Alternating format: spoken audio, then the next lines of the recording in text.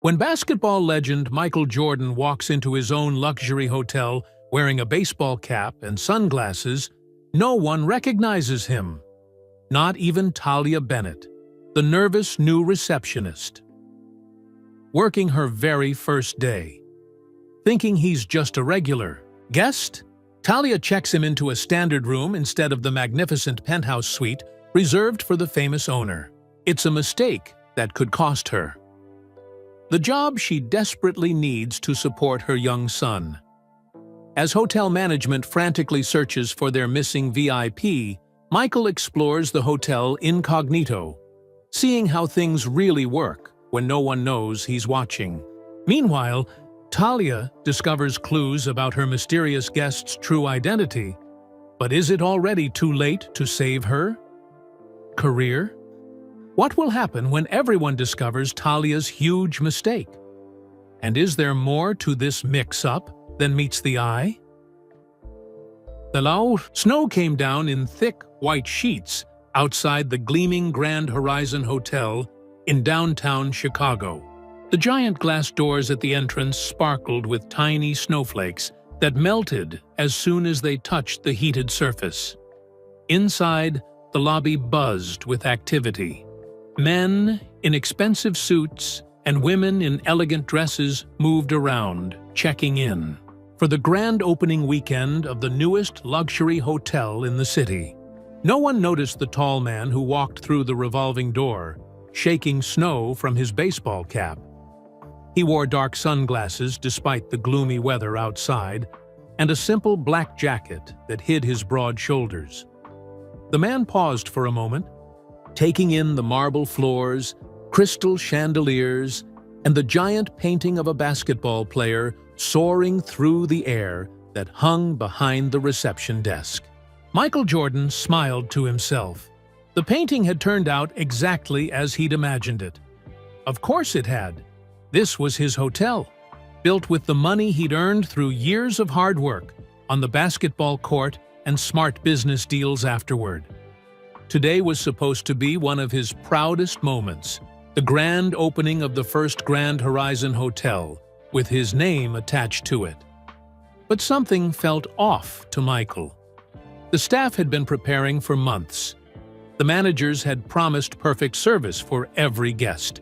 He'd heard those promises before, but what was the reality? Did the people who worked here really care about the guests, or just about impressing him? There's only one way to find out, Michael whispered to himself. He adjusted his cap lower over his eyes and headed for the reception desk. 3 people stood behind the gleaming counter, all wearing crisp black uniforms with golden name tags. 2 of them were busy helping other guests. The third was a young woman with curly hair pulled back into a neat bun. Her name tag read, Talia Bennett.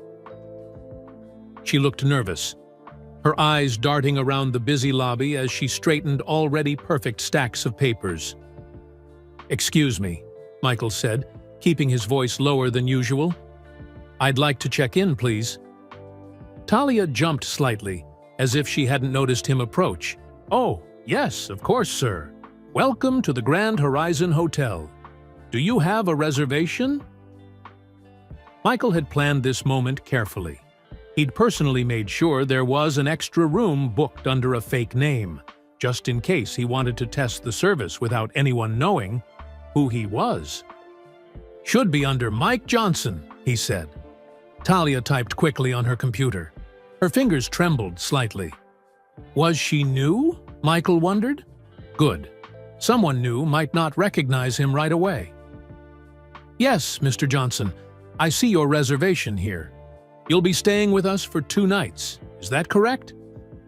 Michael nodded. "Perfect. May I see your ID and credit card, please?" This was the moment of truth. Would she recognize his name on his driver's license? He slid his ID across the counter, watching her face carefully. Talia glanced at the ID, typed something into her computer, and slid it back to him without any change in her expression. Michael fought back a grin. She hadn't noticed. Maybe she wasn't a basketball fan, Or maybe she was too focused on doing her job right to pay attention to the name. "Thank you, Mr. Jordan," she said, still typing. "Now let me just—" She stopped suddenly, her fingers hovering over the keyboard. For a heart-stopping moment, Michael thought she'd realized who he was. But Talia only frowned at her screen. "I'm sorry, there seems to be a small issue with the system. Just one moment while I sort this out." Michael watched as she clicked through several screens, her frown deepening. A tall man in a manager's uniform walked past behind her, looking stressed. He glanced at Michael without recognition and hurried away, talking urgently into a small radio. "Is everything okay?" Michael asked. "Yes, of course," Talia said quickly, putting on a professional smile that didn't quite reach her eyes. "The system is just running a bit slow today. It's been very busy with the opening." Michael nodded, playing along. He knew exactly what was happening in the hotel right now. The staff would be preparing for his official arrival in about 2 hours. The manager, Mr. Granger, would be checking and double-checking everything. And here was Michael, standing right in front of them, completely unnoticed. "Here we are," Talia said finally, her smile more genuine now. "You're all set, Mr. Jordan. You'll be in room 712, on the 7th floor. The elevators are just to your right. Would you like help with your luggage?" Michael patted his small overnight bag. "I can manage. Thanks." Talia handed him a key card. Breakfast is served from 6:30 to 10:30 in the main restaurant on the 2nd floor. The pool and gym are on the 3rd floor, open from 6 a.m. to 11 p.m. If you need anything at all during your stay, just dial 0 from your room phone. "Thanks," Michael said. "One question, I heard the owner might be around this weekend. Michael Jordan? Any chance I might see him?" Talia's eyes widened slightly.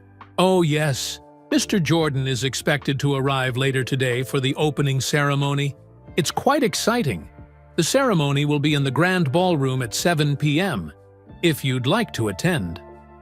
Michael nodded, fighting back another smile.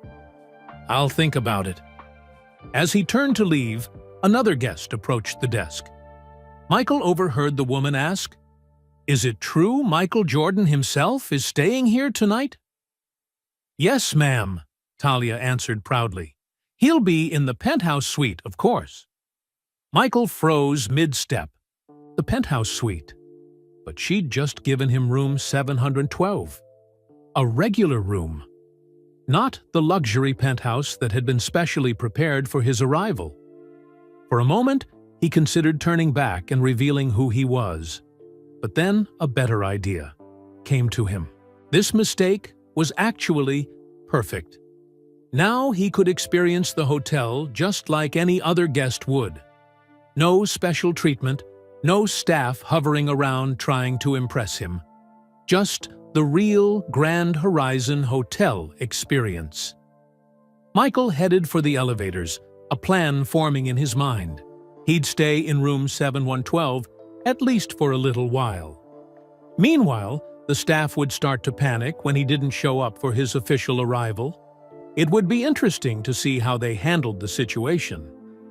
As the elevator doors closed in front of him, Michael finally allowed himself to laugh out loud. Room 712 instead of the penthouse suite.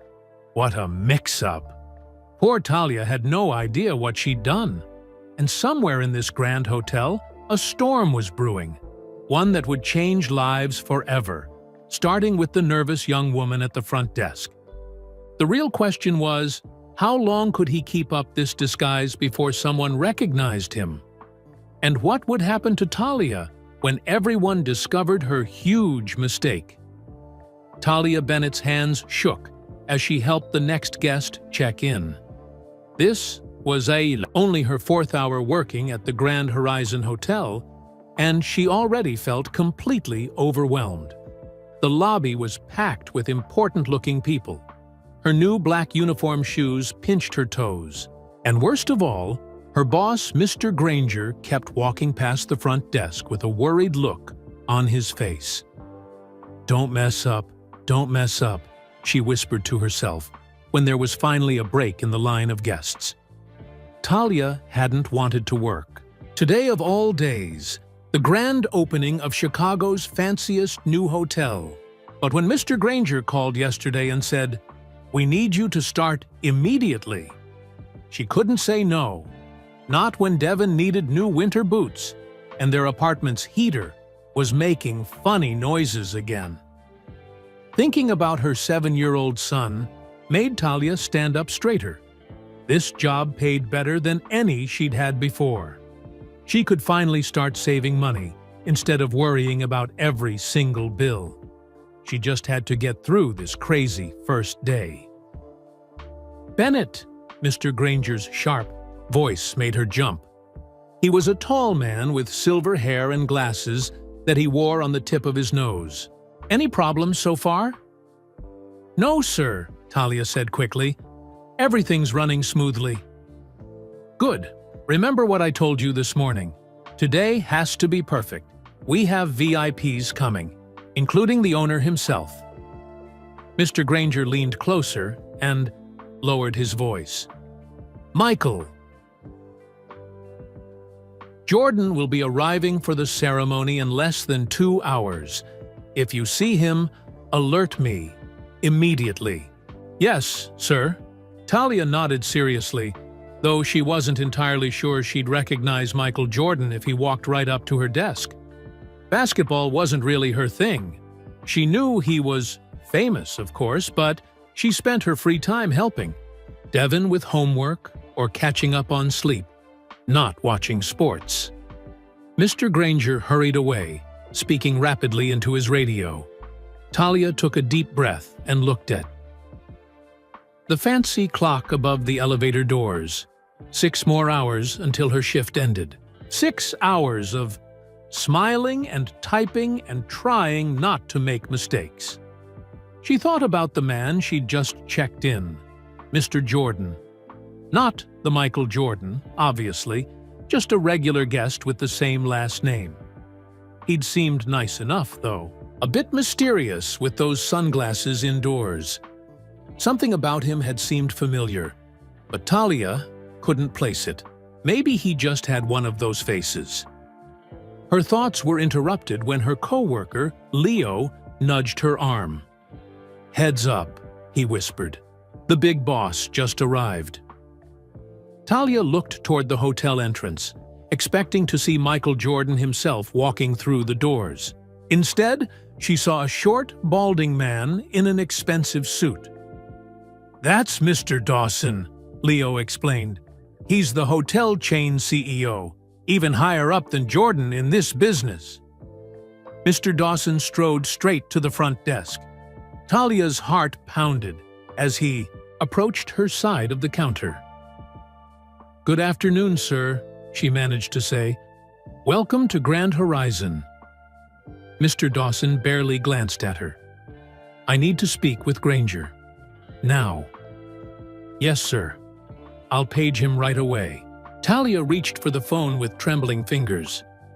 While she waited for Mr. Granger to answer, she overheard Mr. Dawson muttering to his assistant, "Jordan needs to be thoroughly impressed today. If he likes what he sees, we could open 10 more hotels across the country. This has to be flawless." No pressure or anything, Talia thought, her stomach twisting into knots. After directing Mr. Dawson to a private meeting room, Talia checked her watch. Almost time for a quick lunch break. She desperately needed a moment to sit down and collect herself. "I'm going to grab something to eat," she told Leo. "Back in 20 minutes." "Better make it quick," Leo warned. "Granger's on edge today." Talia hurried to the employee break room, pulled out her phone, and called home. Her neighbor. Mrs. Garcia was watching Devin after school. "How's he doing?" Talia asked as soon as Mrs. Garcia answered. "He's fine, honey. Finished his homework. And now he's drawing you a picture of your new hotel." Talia smiled. "Tell him I can't wait to see it. I'll be home around 7. "How's the fancy job going?" Mrs. Garcia asked. "It's—" Talia hesitated. "Intense, but I'm handling it." "Of course you are. You're the strongest person I know." After saying goodbye, Talia quickly ate her sandwich. As she was about to head back to the front desk, her phone buzzed with a text from Devon's school. Her heart sank as she read it. Reminder: $75 science field trip payment due tomorrow. Talia closed her eyes. She'd completely forgotten about the field trip. $75 meant cutting back on groceries again, unless her first paycheck from the hotel came through quickly. "This job has to work out," she whispered fiercely. "It has to." When Talia returned to the front desk, the atmosphere in the lobby had changed. Staff members were hurrying around, speaking in urgent whispers. Mr. Granger stood near the elevators, with Mr. Dawson checking his watch every few seconds. "What's going on?" Talia asked Leo. Leo looked excited. "They're preparing for Jordan's arrival. Security team is already in position. There's a whole welcome committee waiting by the private entrance." "Wow," Talia said. She wondered if she'd get to see the famous basketball player up close, or if she'd be too busy checking in regular guests. The next hour passed in a blur of activity. Talia checked in a famous actor and his entourage, a wealthy family with 3 noisy children, and an elderly couple celebrating their anniversary. She was just starting to feel confident in her new role when Mr. Granger appeared at her side, looking even more stressed than before. "Bennett, I need to confirm something. Did a Mr. Mike Johnson check in earlier?" Talia blinked in surprise. "No, sir. I checked in a Mr. Michael Jordan, though. Not the owner, of course," she added with a small laugh. "Just a regular guest with the same name. Room 7112. Mr. Granger's face went pale. "You checked in someone named Michael Jordan? What did he look like?" "Tall man, baseball cap, sunglasses," Talia said, her smile fading as she saw the expression on her boss's face. "Is something wrong?" But Mr. Granger was already grabbing his radio. "Security, I need a team to room 7120 immediately, quietly. And someone find Summers. Now!" Talia's stomach dropped. "Mr. Granger, did I do something wrong?" Mr. Granger looked at her with disbelief. "Bennett, did it not occur to you that a tall man using the name Michael Jordan on the day of our owner's arrival might actually be Michael Jordan? But he said his name was Mike Johnson." Talia's voice trailed off as she remembered looking at his ID. Had it actually said Michael Jordan? She had been so nervous, so focused on not making mistakes with the computer system, that she hadn't paid close attention. "Oh no," she whispered, the horrible truth dawning on her. Was that really him? But why would he check in like a regular guest? And I put him in a standard room, not the penthouse. Mr. Granger's face was turning an alarming shade of red. "You put Michael Jordan, the owner of this hotel, in a standard room? The room we've prepared for him has been empty for 3 hours, while the entire staff has been running around looking for him?" Talia felt her world collapsing around her. Day 1 on the job, and she had made possibly the biggest mistake of her life. "I'm so sorry," she whispered, thinking of Devon, of the overdue bills, of the field trip money. "I didn't realize—" "We'll discuss your future with this hotel later," Mr. Granger snapped, then hurried away, barking. Orders into his radio. Talia stood frozen behind the desk, her dream job crumbling before her eyes. Through the big windows of the lobby, she could see the snow coming down harder now, blanketing the city in white. Soon, she would have to walk through that snow, go home, and tell Devon that Mommy had lost her job on the very first day. Unless, somehow, Michael Jordan turned out to be understanding about being put in the wrong room. Unless a miracle happened. But as Talia watched security guards rushing toward the elevators, she knew that miracles rarely happened to people like her. Michael Jordan looked around room 7112 with growing amusement. The standard room was nice enough. Clean beige carpet, a queen-sized bed with crisp white sheets, a flat-screen TV on the wall, and a small bathroom with marble countertops. But compared to the penthouse suite he'd designed himself, it might as well have been a closet. "Well, this is different," he chuckled, setting his overnight bag on the bed. He walked to the window and looked out at the snowy Chicago skyline. From the 7th floor, the view wasn't bad, but it wasn't the spectacular panorama the penthouse offered from the 25th floor.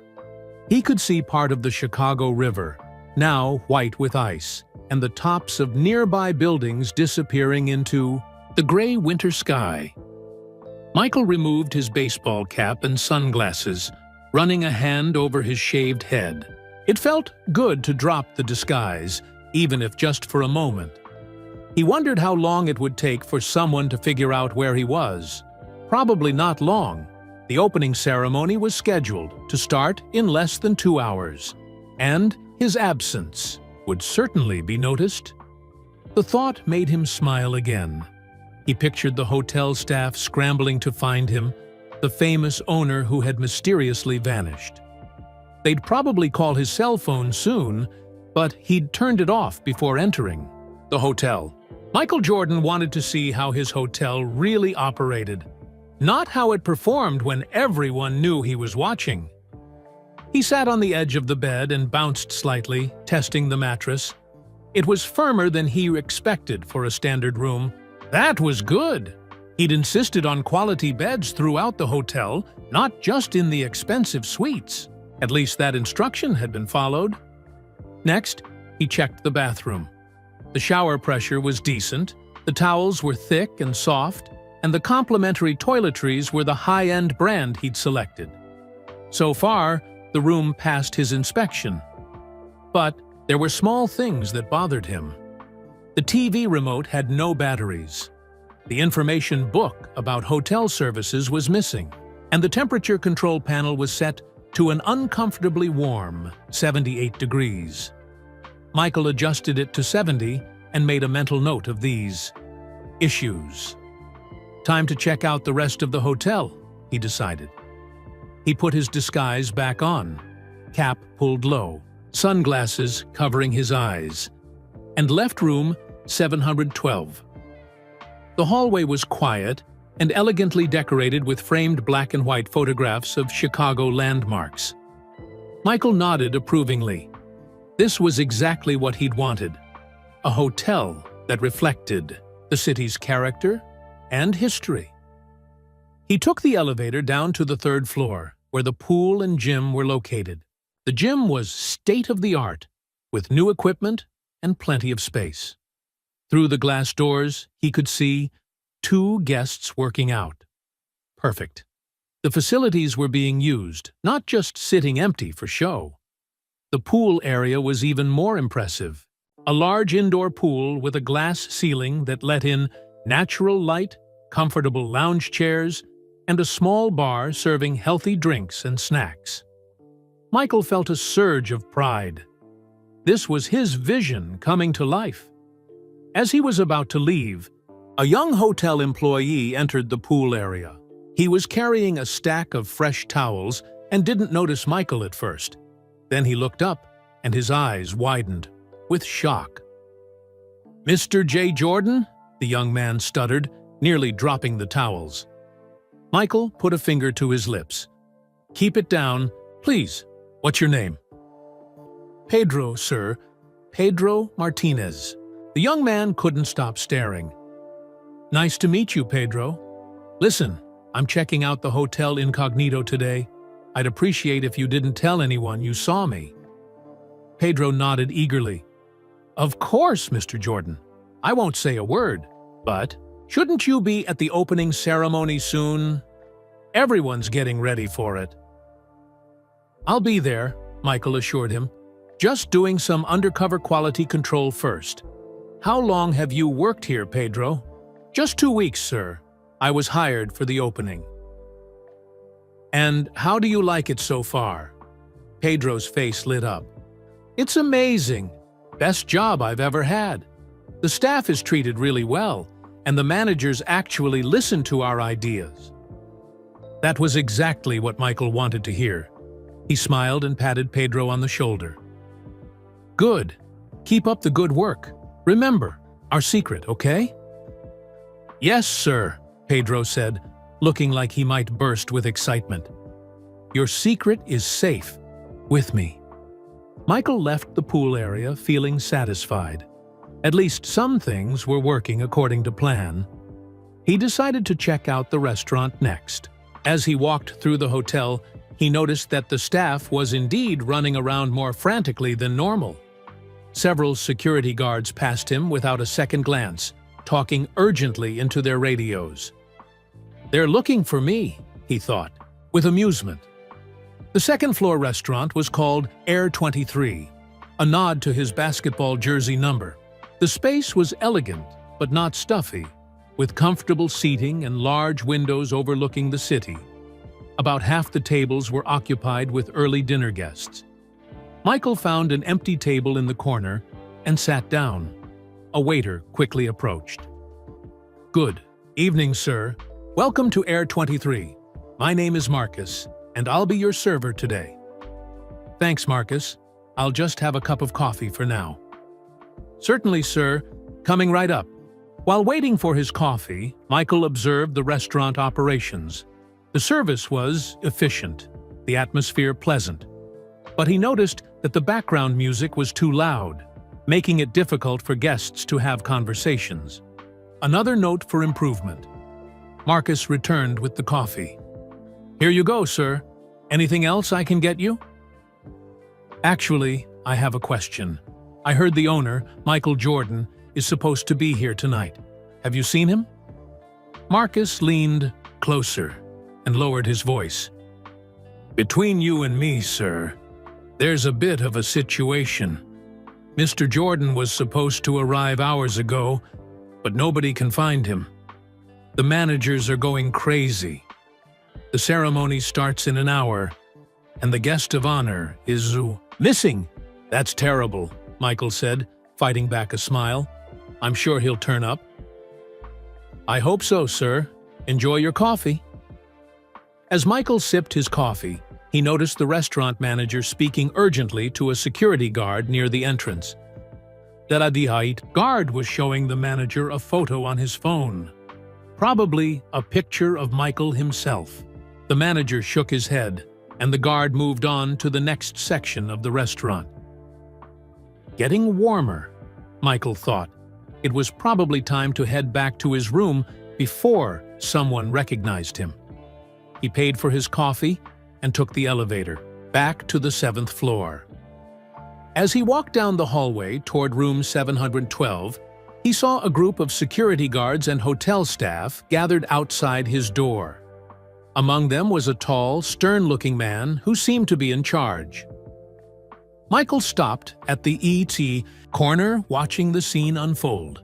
The man inserted a key card into the door of room 7112 and pushed it open. The security team entered the room. "Nobody here, Mr. Summers," one of the guards called out, "but his bag is on the bed." "He must be somewhere in the hotel," the stern man, Mr. Summers, replied. "Keep searching, and be discreet. We don't want to cause a panic."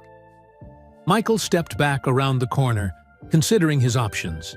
His little experiment had clearly caused more chaos than he'd anticipated. Maybe it was time to reveal himself and put an end to the confusion. But then he overheard something that changed his mind. "Granger wants to fire the receptionist who made this mistake," one of the security guards was saying. "Poor girl, it's her first day." "Tough break," another voice replied. But you don't mess up with the boss on day one and keep your job. Michael frowned. Fire the receptionist? That seemed extreme. The young woman, Talia, according to her name tag, had made an honest mistake. And honestly, he was partly to blame for the confusion. He'd deliberately checked in under a slightly different name to test the service. As the security team moved down the hallway, continuing their search, Michael made a decision. He wasn't ready to reveal himself just yet. First, he needed to find out more about this receptionist and why Mr. Granger was so quick to fire her. He took out his phone and turned it on. Immediately, it buzzed with dozens of missed calls and messages. He ignored them all and dialed a number he knew by heart. "Curtis," he said when his personal assistant answered, "I need you to find out something for me. There's a receptionist named Talia at the Grand Horizon. Just started today. I want to know her story." "Boss, where are you?" Curtis asked, sounding stressed. "Everyone's looking for you. The ceremony." I know. I'll be there. But first, get me that information. And Curtis, be discreet." Michael hung up and looked at his watch. The opening ceremony was scheduled to start in 45 minutes. He had some time. He turned toward the emergency stairs. He needed to find a quiet place to wait while Curtis gathered the information he needed. And he needed to decide what to do about Talia, the receptionist who had accidentally put Michael Jordan in the wrong room on the most important day of her career. Rex Summers was not having a good day. As security director for the Grand Horizon Hotel, he'd spent months preparing for this opening. He'd hired the best team, installed state-of-the-art cameras, and created detailed plans for every possible emergency. But he hadn't planned for the owner of the hotel to simply vanish. "Run the lobby footage again," Rex ordered, standing in. The security office surrounded by screens. He must have come through there. The young security officer rewound the video from 3 hours earlier. "We've checked it 3 times already, sir." "Then check it again," Rex snapped. He rubbed his temples, feeling a headache coming on. If they didn't find Michael Jordan in the next 30 minutes, his career was over. The door burst open, and Mr. Granger rushed in, his face flushed red. "Any sign of him?" the hotel manager demanded. Rex shook his head. "Not yet. We've confirmed he's been in room 7112. His overnight bag is there. But we can't find him in any of the public areas." "This is a disaster," Granger moaned. "The mayor will be here in 20 minutes. The press is already setting up in the ballroom, and our star attraction is missing." "We'll find him," Rex promised, though he wasn't feeling confident. "I have men checking every floor, every stairwell." Granger paced the small office. "And what about that incompetent receptionist, Bennett?" "She's still at the front desk," Rex replied. "I thought it best to keep her there until we sort this out." "She should be fired immediately," Granger declared. "Checking in Michael Jordan as a regular guest. It's unbelievable." Rex wasn't so sure. From what he'd gathered, the young woman had made an honest mistake. And there was something odd about the whole situation. Why would Jordan check in under a different name? Why would he accept a standard room without complaint? "Let's focus on finding Mr. Jordan first," Rex suggested. "We can deal with the receptionist later." Granger's phone rang, and he answered it with a sharp, "What now?" His eyes widened. "He's where? Are you certain?" He hung up and turned to Rex. "Someone matching Jordan's description was seen in the restaurant 20 minutes ago, but the witness said he was wearing a baseball cap and sunglasses." Rex frowned. "A disguise? Why would he disguise himself at his own hotel opening?" "I don't know, and I don't care," Granger said. "Just find him." As Granger hurried out, Rex studied the security monitors more carefully. If Jordan was indeed wearing a disguise, they'd been looking for the wrong person all along. "Pull up the check-in footage from earlier today," he instructed. "Show me everyone who checked in between noon and 3 p.m. The security officer scrolled through the footage. Dozens of guests had arrived during that time, creating a chaotic scene at the front desk.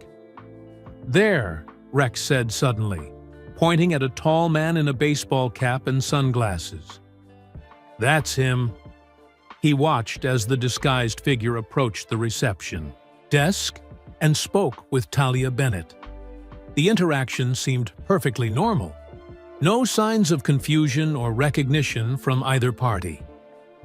"He's testing us," Rex realized. "He's checking out the hotel incognito to see how we treat regular guests." This changed everything. Rex picked up his radio. "All units, new search parameters. We're looking for a man in a baseball cap and sunglasses, approximately 6'6", moving. Around the hotel, he may be deliberately avoiding detection." Rex left the security office and headed for the lobby. He needed to speak with Talia Bennett. Immediately, at the front desk, he found the young woman looking pale and nervous as she continued, checking in guests. Her hands trembled slightly as she typed. "Ms. Bennett," Rex said, approaching her. "I need to speak with you." Talia looked up, her eyes fearful. "Mr. Summers, I'm so sorry about what happened. I didn't realize." "I need you to tell me exactly how he acted," Rex interrupted. "The man you checked in as Michael Jordan. Did anything seem unusual?" Talia thought for a moment. "He was wearing sunglasses indoors, which was a bit odd, and he asked if he might see Michael Jordan this weekend." "He asked about himself?" Rex confirmed. "Yes," Talia nodded. "I told him there was an opening ceremony tonight. He said he'd think about attending." Rex's suspicions were confirmed. Jordan was deliberately flying under the radar, testing his own hotel. "Thank you, Ms. Bennett. Continue with your work for now." As Rex walked away, his radio crackled. "Mr. Summers, we've finished checking the 7th floor. No sign of the target." "Expand the search to all floors," Rex ordered. "And check the staff areas, too. He could be anywhere." Rex headed for the elevators, his mind racing. The opening ceremony was supposed to start in 30 minutes. They needed to find Jordan before then, or the entire event would be ruined. The elevator, he found himself sharing the space with a housekeeper pushing a cleaning cart. "Busy day," Rex commented, trying to sound casual. The housekeeper nodded. "Very busy. And everyone's looking for Mr. Jordan. Have you seen anyone suspicious on your floor? Maybe someone who seemed out of place?" "No, sir," the housekeeper replied. Then she paused. "Actually, there was a tall man in the stairwell on the 5th floor. He was on his phone. Seemed like he didn't want to be noticed." Rex's heart raced. "When was this?" "Just now, 5 minutes ago." Rex stepped out of the elevator at the next floor and headed for the stairs. If Jordan was using the stairwells to avoid detection, this could be their chance to find him. Meanwhile, in the lobby, Talia was struggling to maintain her composure. Every time a manager walked by, she expected to be fired on the spot. The only reason she was still at the desk, she figured, was because they hadn't found Michael Jordan yet. "Any news?" she whispered to Leo during a quiet moment. Leo shook his head. Total chaos. Security's searching everywhere. Granger's about to have a heart attack. And the VIP guests are starting to arrive for the ceremony. Talia felt sick. This was all her fault. If only she'd paid more attention when checking the man's ID. If only she'd realized who he was. "I'm definitely getting fired," she said softly. "Maybe not," Leo offered. "If they find Jordan and he's in a good mood, maybe he won't care." About the mix-up. But Talia wasn't hopeful. Rich, important people didn't usually overlook mistakes that made them look bad, and putting the famous owner in a standard room instead of the luxury penthouse definitely made the hotel look bad. She thought about Devon waiting at home, expecting to hear all about his mom's first day at her fancy new job. How would she tell him that she'd lost it already? Her phone buzzed in her pocket. A text from Mrs. Garcia. "Devon wants to know if you met any basketball players yet. He's so proud of his mom." Tears stung Talia's eyes, but she blinked them away. She couldn't fall apart now. She had to keep doing her job until someone officially told her to leave. Across the lobby, Rex Summers emerged from the stairwell, looking frustrated. The tip from the housekeeper had led nowhere. The fifth-floor stairwell was empty when he'd arrived. His radio crackled again. "Sir, the mayor has arrived. Mr. Granger is asking for an update." Rex sighed. "Tell him we're still searching, and ask Curtis Johnson if he's heard from Mr. Jordan directly." Curtis Johnson was Jordan's personal assistant, and if anyone knew where the basketball star was, it would be him. But so far, Curtis had been suspiciously quiet. What Rex didn't know was that at that very moment, Curtis was sitting in his car outside the hotel, frantically researching Talia Bennett as his boss had requested. And what he was discovering would change everything about this already chaotic evening. Michael Jordan found a quiet corner in the hotel's business center on the fourth floor. The room was empty. Everyone was either preparing for the ceremony or searching for him. Perfect. He sat at a computer desk facing away from the door. If someone walked in, they'd see only his back, not his face. He checked his watch. 30 minutes until the ceremony was supposed to start. By now, the entire hotel staff must be in full panic mode. His phone buzzed. Curtis was calling. "What did you find out?" Michael asked, keeping his voice low. "Plenty," Curtis replied. "Talia Bennett, 29 years old, single mother, 2. A 7-year-old boy named Devon. She's been struggling financially since her husband died in a car accident.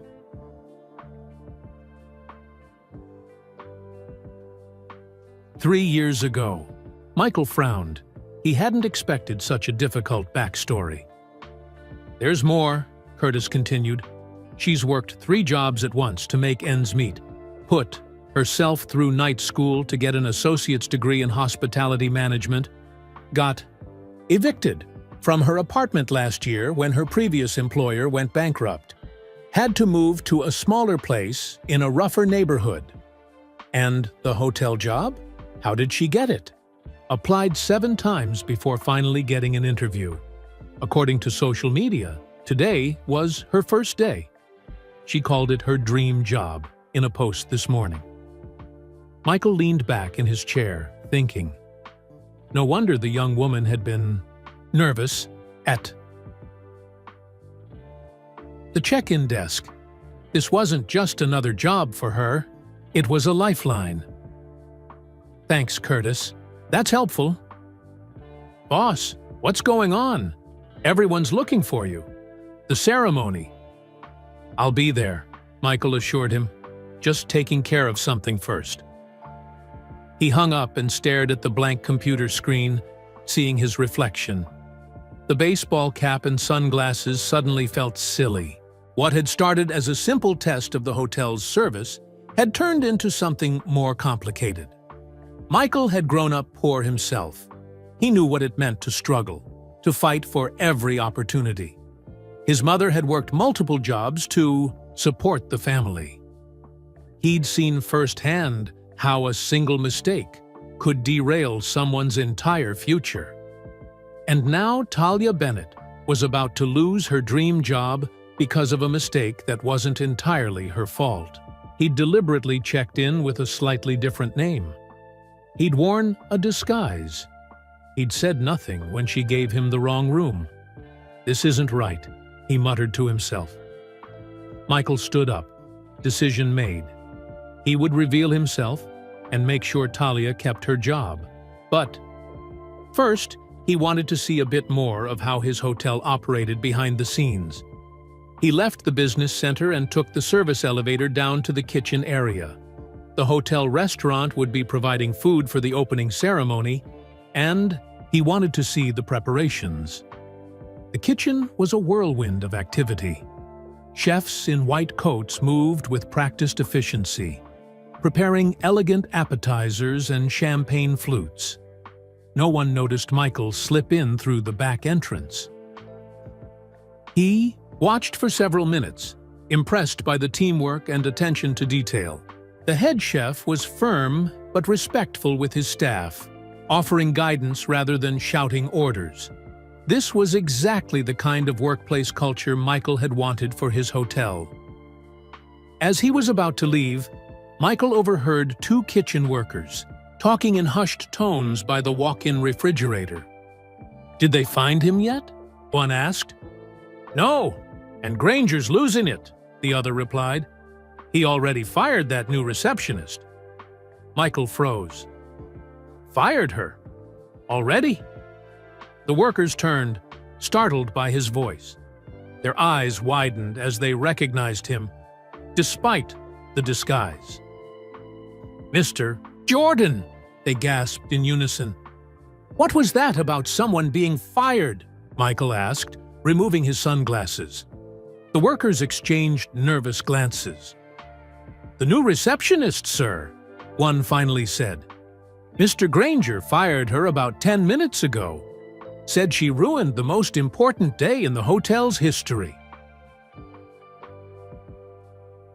Michael's jaw tightened. This wasn't what he wanted at all. Where is she now? Probably still clearing out her things. Staff locker room, down the hall. "Thank you," Michael said, already moving toward the door. "And please, don't tell anyone you saw me. Not yet." The workers nodded, too stunned to speak. Michael hurried through the back corridors of the hotel, avoiding the public areas where he might be recognized. He found the staff locker room and paused outside the door, hearing quiet. Sobbing from within. He knocked gently. "Hello? Talia?" The sobbing stopped.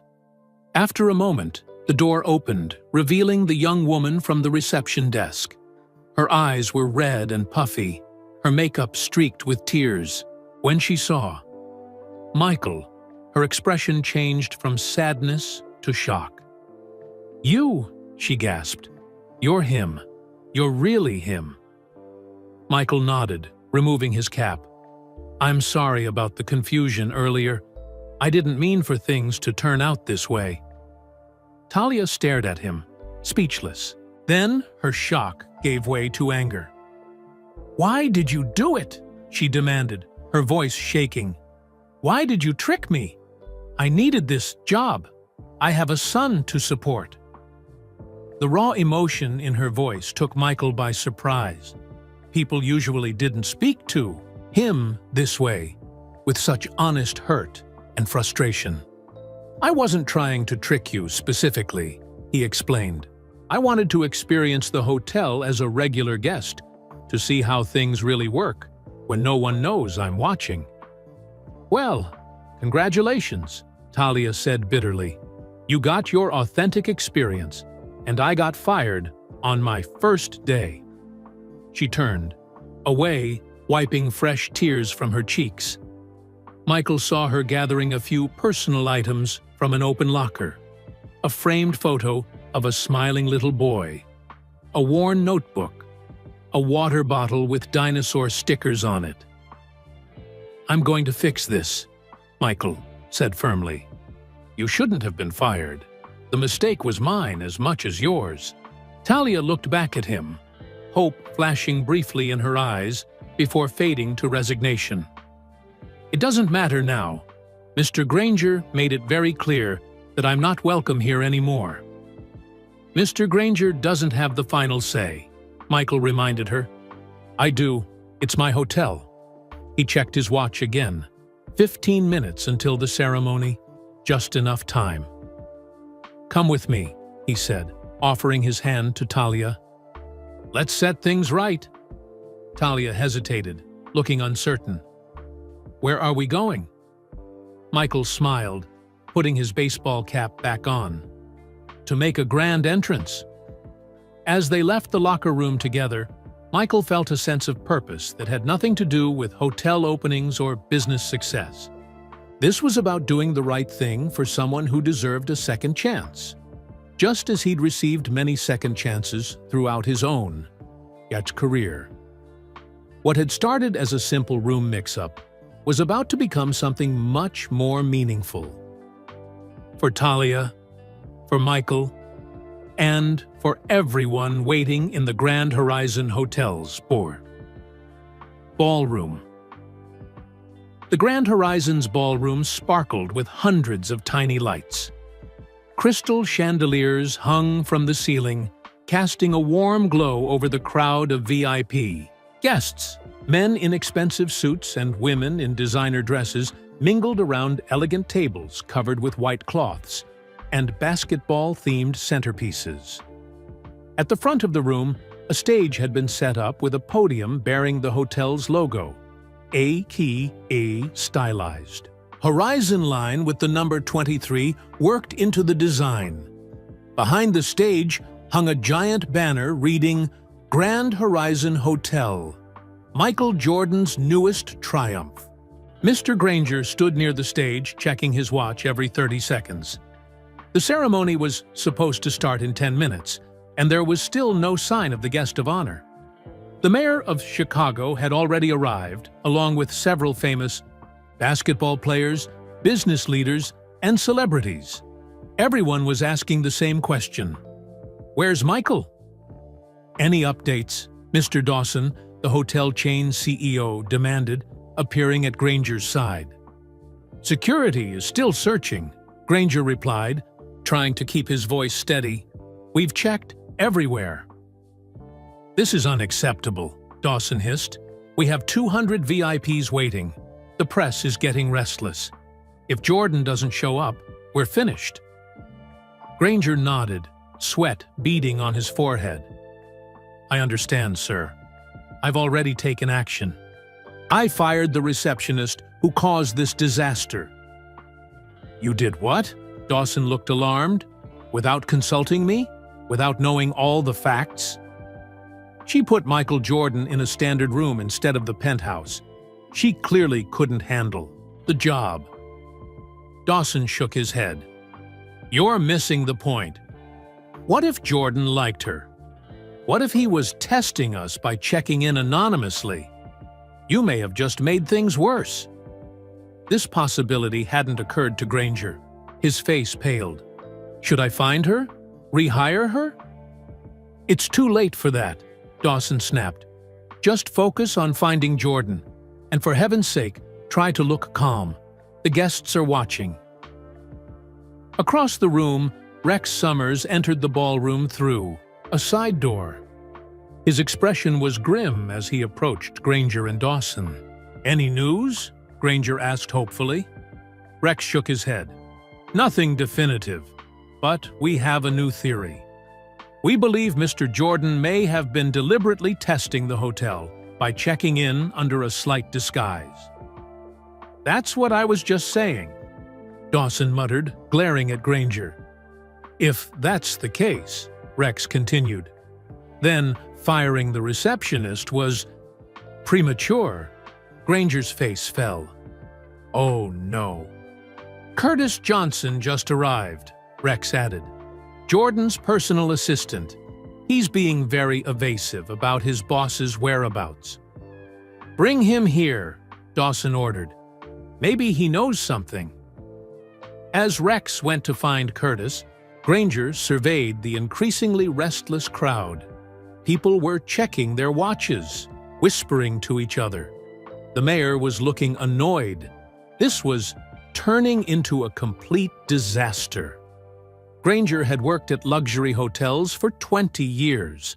He'd handled celebrity meltdowns, natural disasters, and security threats. But he'd never faced a situation quite like this. The owner of the hotel vanishing on opening night, possibly as part of some elaborate test that Granger had failed by firing an innocent employee. "I'm ruined," he thought miserably. At that moment, Leo from the front desk hurried up to him, looking excited. "Mr. Granger, you need to see this!" He thrust his phone into Granger's hand. It was a social media post from the hotel's official account, a photo taken just minutes ago, showing Michael Jordan in the hotel lobby, smiling and chatting with guests. The caption read, "The legend himself has arrived. Michael Jordan welcomes guests to the grand opening of the Grand Horizon Hotel." "He's here?" Granger gasped. "Where? When did this happen?" "Just now," Leo said. "He came through the main entrance with a crowd of people. He's signing autographs and taking pictures." Granger felt lightheaded with relief. "Thank goodness. Tell him we're ready to start the ceremony as soon as he arrives." "There's something else," Leo added hesitantly. "He's not alone. Talia is with him." "Talia? The receptionist I just fired?" Leo nodded. "They came in together. They seem friendly." Granger's relief evaporated. This was worse than he'd imagined. Not only had he fired someone without proper cause, but that someone was now apparently on good terms with the hotel's famous owner. "Get back to your post," he told Leo, "and don't mention this to anyone else." As Leo hurried away, Dawson returned, with Curtis Johnson in tow. The personal assistant was a slim, well-dressed man with a perpetually calm expression, though today even he looked slightly frazzled. "Mr. Johnson," Granger began, "we're very concerned about Mr. Jordan's whereabouts." Curtis smiled diplomatically. "I completely understand your concern, but there's no need to worry. Mr. Jordan is in the building and will be joining the ceremony shortly." "So he is here!" Dawson exclaimed. "Where has he been all day?" Mr. Jordan wanted to experience the hotel firsthand. As a regular guest, Curtis explained. He checked in earlier under a slight disguise. Granger's worst fears were confirmed. So, the man Talia checked in, that was actually him? "Precisely," Curtis nodded. "A standard quality control procedure Mr. Jordan likes to use with all his businesses. He wants authentic experiences, not special treatment." Dawson shot Granger a furious look. "And you fired the receptionist for doing exactly what she was supposed to do. Treat all guests equally." "I didn't know," Granger protested weakly. "Well, you'd better fix it," Dawson growled. "Apologize to her. Beg her to come back. Offer her a raise. Do whatever it takes." "That won't be necessary," came a new voice from behind them. The three men turned to see Michael Jordan himself standing there, tall and imposing, in a perfectly tailored suit. The baseball cap and sunglasses were gone. Beside him stood Talia Bennett, looking nervous but determined. "Mr. Jordan," Granger stammered, "welcome to your hotel. We've been looking everywhere for you." "I know," Michael said coolly. "I've been watching how the hotel operates when no one knows. I'm looking. It's been educational." His gaze fixed on Granger, who seemed to shrink under the scrutiny. "I understand you fired Ms. Bennett here for a mistake that wasn't entirely her fault." Granger swallowed hard. There was a misunderstanding. I acted hastily. Of course, she's welcome to have her job back." "That's good to hear," Michael said, "because Ms. Bennett just gave me some excellent ideas about improving guest services. I think she has a bright future here, perhaps in management."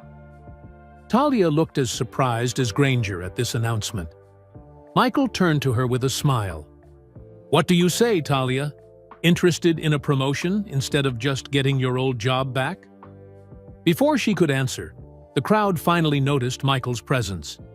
A cheer went up, followed by applause that quickly spread throughout the ballroom. "We'll discuss the details later," Michael told her. "Right now, we have a ceremony to attend." As he guided Talia toward the stage, photographers surged forward, cameras flashing. The ballroom was buzzing with excitement and confusion. Who was this unknown woman walking with Michael Jordan? Why did she look like she'd been crying? What was going on? Talia felt dizzy with the sudden turn of events. An hour ago, she'd been fired from her dream job. Now she was walking toward a stage with Michael Jordan, being offered a promotion. "Is this really happening?" she whispered. Michael gave her a reassuring nod. Sometimes life's biggest mistakes turn into the best opportunities. As they reached the stage, the crowd's applause grew louder. The storm that had been gathering all day was about to break, but not in the way anyone had expected. 3 hours earlier, Talia Bennett had been sorting key cards behind the reception desk when she first began to suspect something wasn't right about the mysterious guest in room 712. It started with small things. The way the other staff members had suddenly become more attentive after the man checked in. The hushed conversations that stopped whenever she approached. The security guards who kept studying a photo on their phones and then scanning. The lobby, with serious expressions. Talia had tried to focus on her work, but her mind kept drifting back to the tall man in the baseball cap and sunglasses. There had been something familiar about him, something she couldn't quite place. "Leo," she had whispered to her co-worker during a quiet moment. "That man I checked in earlier, Mr. Jordan, did he look familiar to you?" Leo had shrugged. "Didn't really see his face with those sunglasses. Why?" "I don't know. Something about him." Talia had frowned, trying to remember where she might have seen him before. It wasn't until her lunch break, when she'd walked past the wall of framed photographs in the staff hallway, that the first real clue hit her. There, in a large photo of Michael Jordan cutting the ribbon at another hotel opening, was the same tall, powerful build, the same confident stance, the same hands. Talia had stopped dead in her tracks, staring at the photo. "No," she'd whispered to herself. "It couldn't be." But the seed of doubt was planted. When she returned to the front desk, she pulled up the reservation for room 7112 on her computer. The name read Michael Jordan, not Mike Johnson, as she had somehow thought. Had she misheard him? Or had she been so nervous on her first day that she'd confused the names? The second clue came when the hotel manager, Mr. Granger, had frantically questioned her about checking in someone named Michael Jordan. His panic had confirmed her growing suspicion. The man in room 7112 wasn't just any guest with the same name as the famous basketball player. He was the actual Michael Jordan. The third and most convincing clue had appeared when Talia delivered extra towels to room 712 during a lull at the front desk. She'd knocked, and when no one answered, she'd used her master key to leave the towels. In the bathroom. That's when she'd spotted it on the nightstand. A distinctive championship ring, casually left beside the hotel information booklet. Talia had seen enough sports documentaries with Devon to recognize a Chicago Bulls championship ring when she saw one. Heart racing, she'd quickly placed the towels in the bathroom and hurried out. But the evidence was becoming impossible to ignore. By the time Mr. Granger had fired her, Talia was almost certain that she had indeed checked Michael Jordan into his own hotel and given him the wrong room. The realization was both horrifying and somehow oddly funny.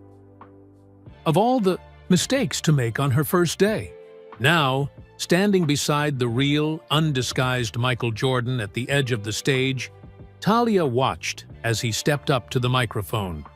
The ballroom fell silent, hundreds of eyes fixed on the basketball legend. "Good evening, everyone," Michael began, his deep voice filling the room. "First, I want to thank you all for coming to celebrate the opening of the Grand Horizon Hotel." The crowd applauded politely. "Today has been interesting," Michael continued with a smile. "Some of you may not know this, but I arrived at the E-Key Hotel several hours ago, not as the owner, but as a regular guest." Murmurs rippled through the audience. "I checked in under my real name, but wearing a simple disguise," he gestured to Talia. "And this wonderful woman, Talia Bennett, provided me with excellent service. She treated me exactly as she would treat any guest, with professionalism and courtesy." Talia felt her cheeks flush as all eyes turned to her. What Talia didn't know, Michael went on, was that there had been a small misunderstanding.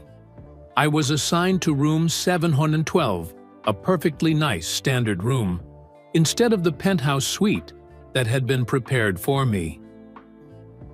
Gasps and whispers filled the ballroom. Mr. Granger looked like he might faint. "And you know what?" Michael smiled. "It was the best thing that could have happened, because it gave me the chance to experience this hotel as a regular guest would. To see the real Grand Horizon, not a polished version prepared specially for the owner." He turned to Talia. "Ms. Bennett here made what some might call a mistake, but I call it a happy accident, one that showed me exactly what I needed to see." Talia stood frozen, unable to believe what was happening. Michael Jordan was publicly defending her. Michael Jordan was praising her. Unfortunately, Michael's tone grew more serious. Not everyone saw it that way. When the staff realized I wasn't in the penthouse, there was a bit of panic. And in that panic, some hasty decisions were made. His gaze shifted to Mr. Granger, who seemed to shrink under the scrutiny. Ms. Bennett was fired for her supposed mistake. Fired on her first day, with no chance to explain or defend herself. The crowd murmured in disapproval. "That's not the kind of hotel I want to run," Michael stated firmly.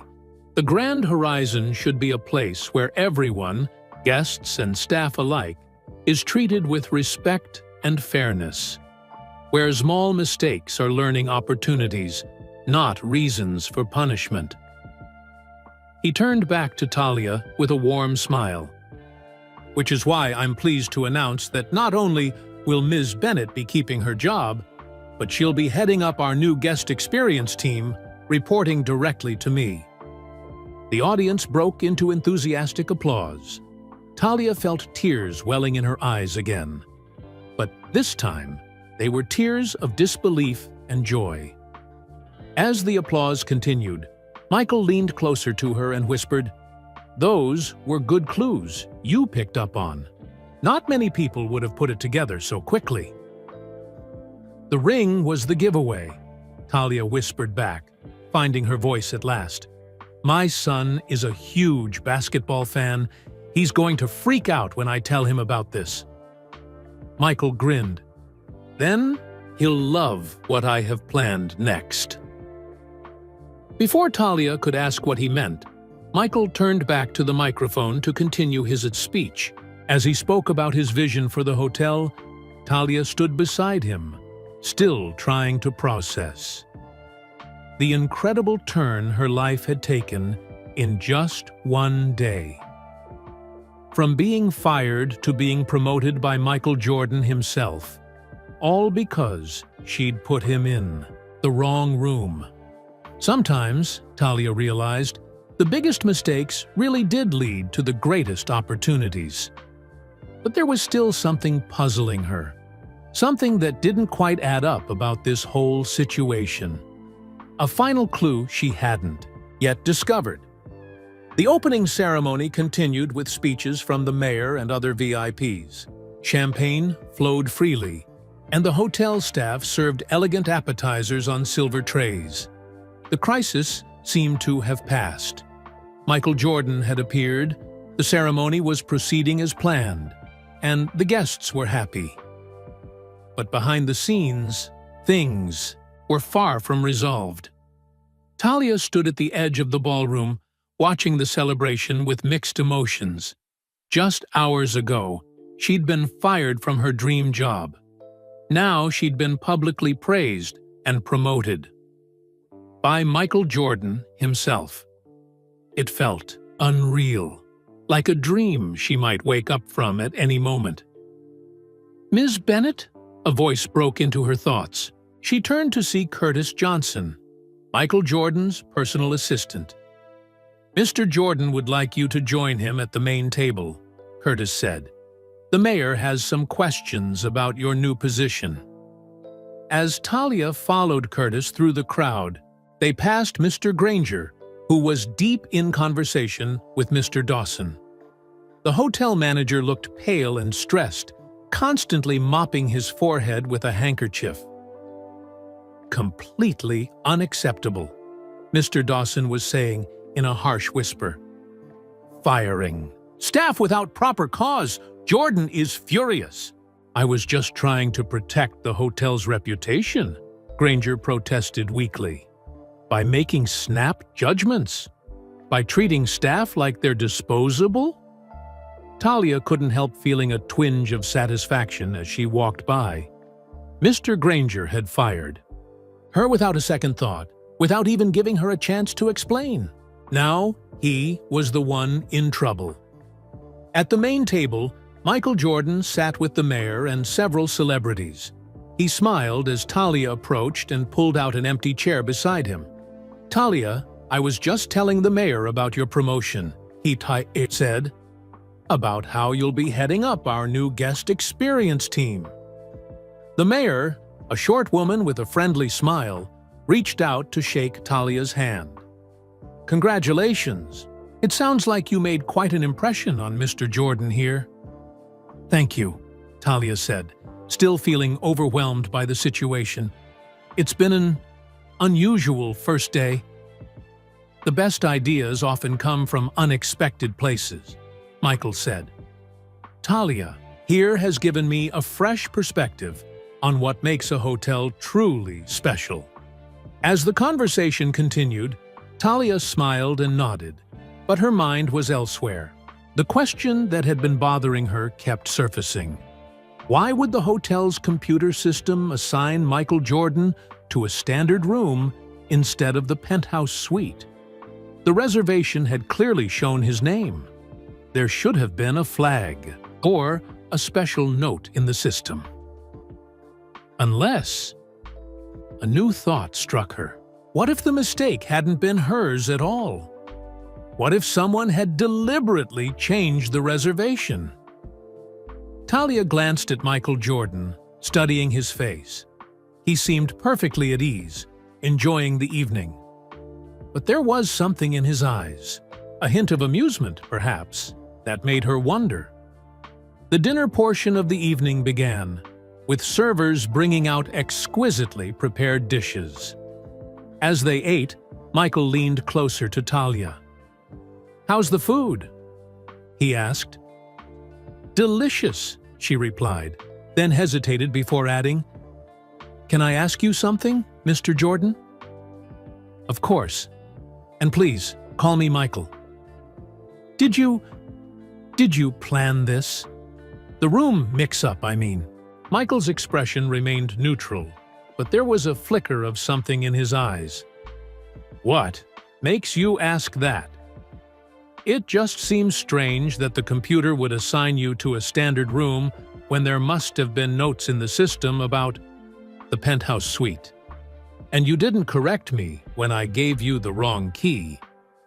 A small smile played at the corners of Michael's mouth. You're observant.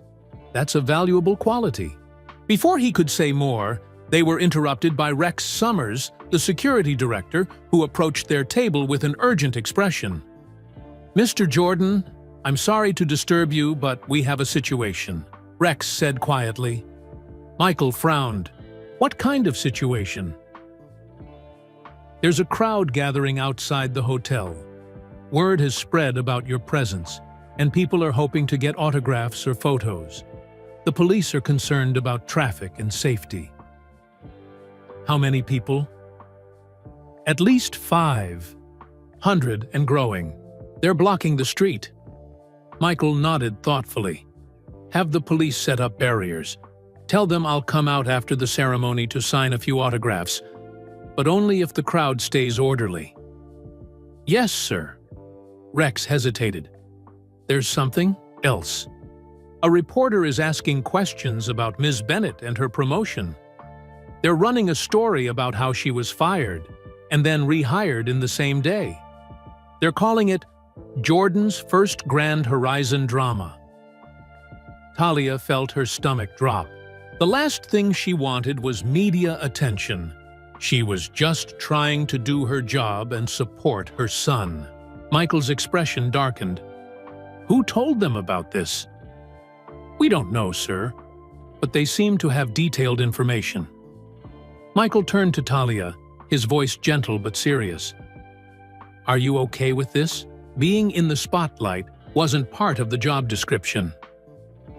Talia thought about Devon, about their small apartment, about the bills piling up on her kitchen table. The promotion would change everything for them. But at what cost? I don't know, she admitted. I'm not used to people paying attention to me. I understand, Michael said. I'll have my PR team handle it. They can minimize the personal details, focus on the guest experience program instead. As Rex walked away, Talia felt a new wave of anxiety washing over her. Her simple mistake had snowballed into something much bigger than she'd ever imagined. Now, there were crowds. Outside, reporters asking questions, and she was sitting next to Michael Jordan at a VIP dinner. It was too much, too fast. I need some air, she said suddenly, standing up. Excuse me for a moment. Without waiting for a response, Talia hurried toward the ballroom doors. She needed space to think, to process everything that had happened, to decide if she was ready for this dramatic change in her life.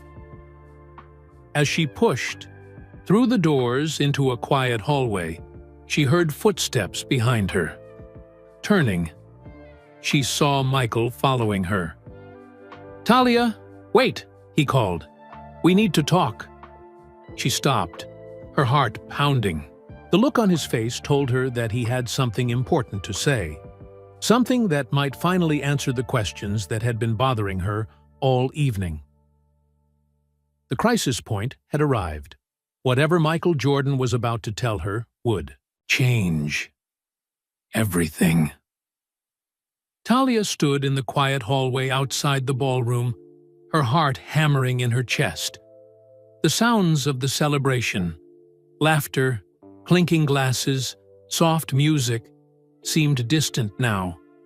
All she could focus on was Michael Jordan's face as he approached her. I think we need to talk somewhere more private, Michael said, glancing around. Too many ears around here. He led her down the hallway to a small conference room and held the door open for her. Inside, the room was dimly lit, with a polished wooden table and comfortable chairs. Large windows offered a spectacular view of nighttime Chicago, the city lights twinkling against the dark sky.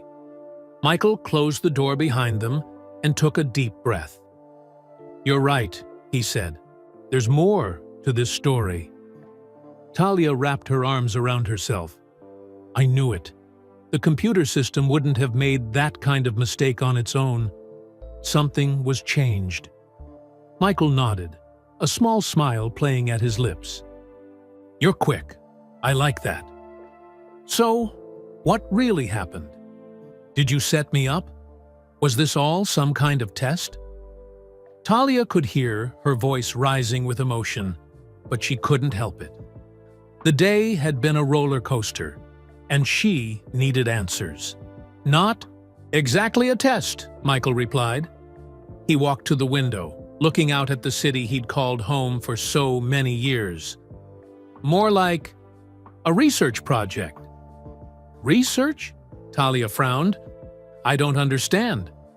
Michael turned to face her. "When I decided to open this hotel, I wanted it to be different, special. Not just another luxury hotel with my name slapped on it. I wanted it to represent something I've always believed in, that how you treat people when no one's watching says more about you than how you act in the spotlight." "Okay, but what does that have to do with me and room 712? "I've opened hotels before," Michael continued, "and every time it's the same story. Everyone is on their best behavior when they know I'm around. The staff is extra polite, the service is perfect, everything shines. But that's not real. That's not what actual guests experience day to day." He walked closer to Talia, his expression serious but kind. "So this time, I decided to see the hotel through a regular guest's eyes. I had Curtis change my reservation in the system, from the penthouse suite to a standard room.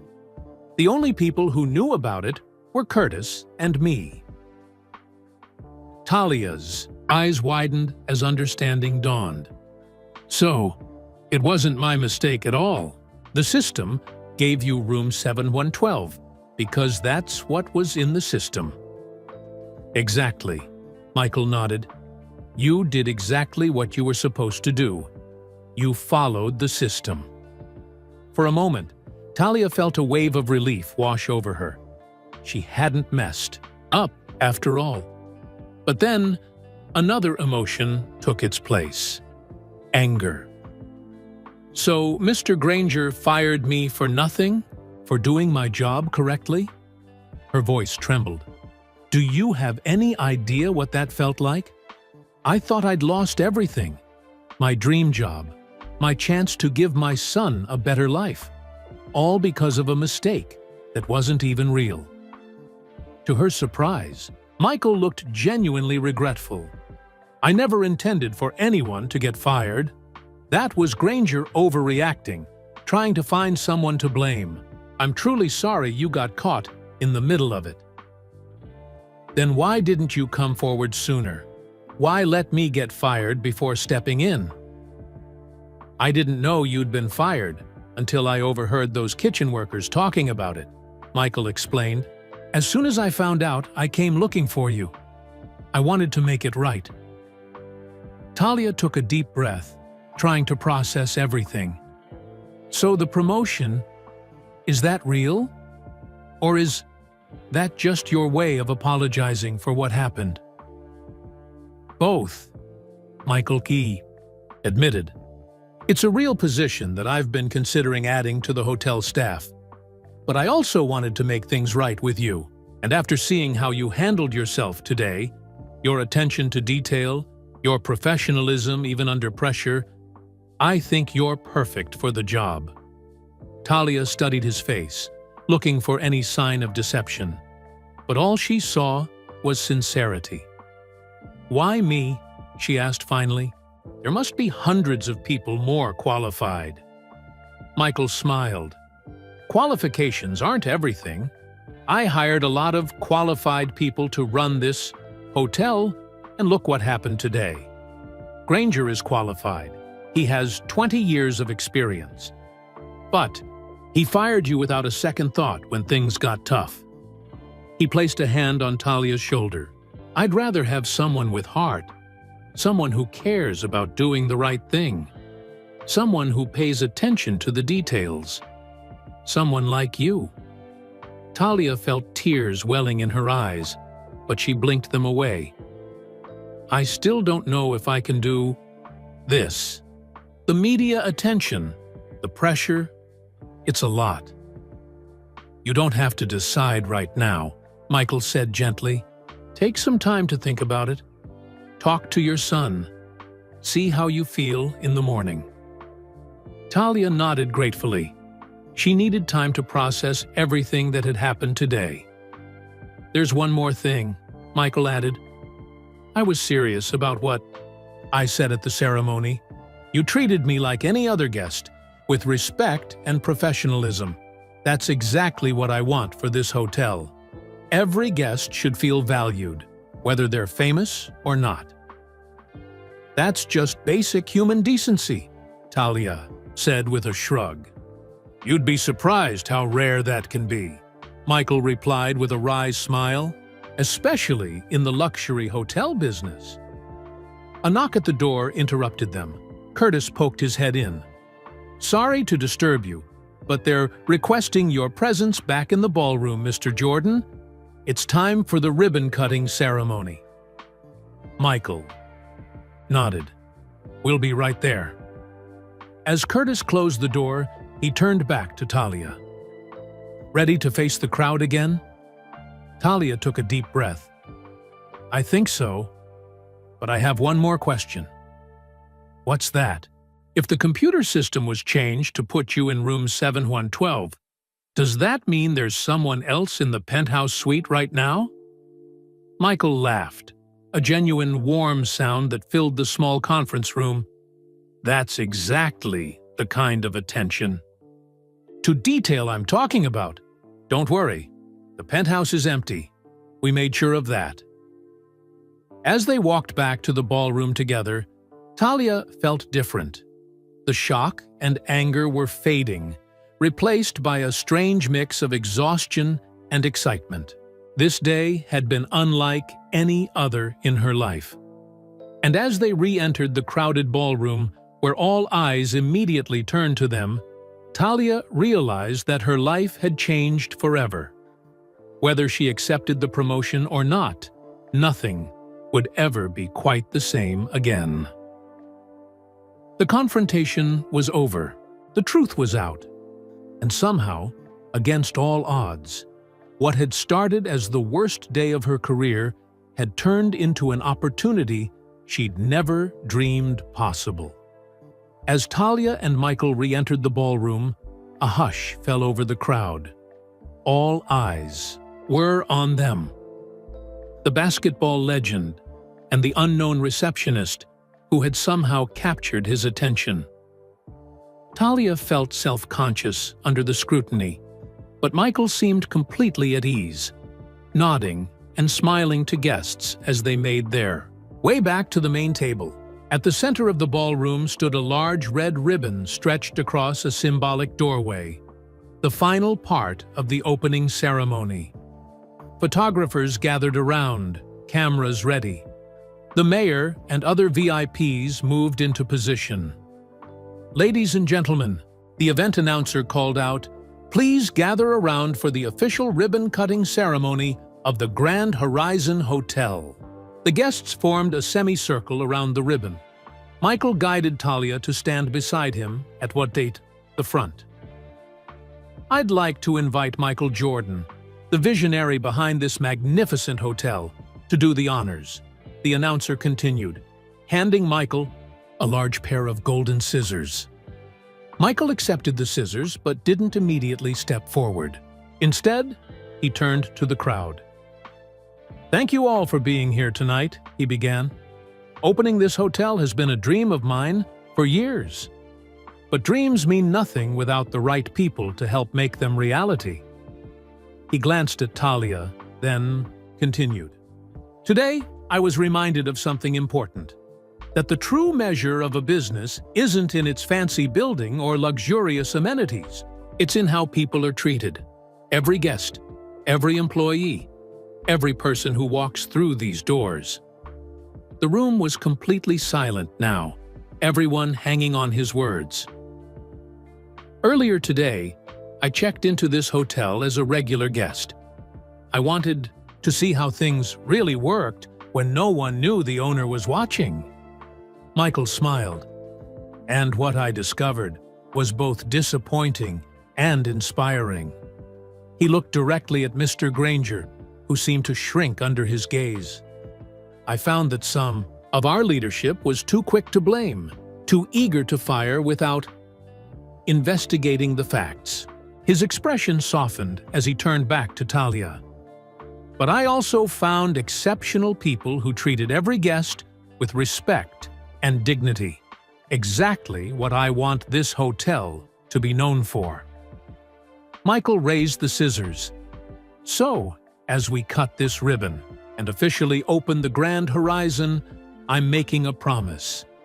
This will be a hotel where both guests and staff are valued, where mistakes are seen as opportunities to learn and grow, not reasons for punishment, where human connection matters more than perfect procedures.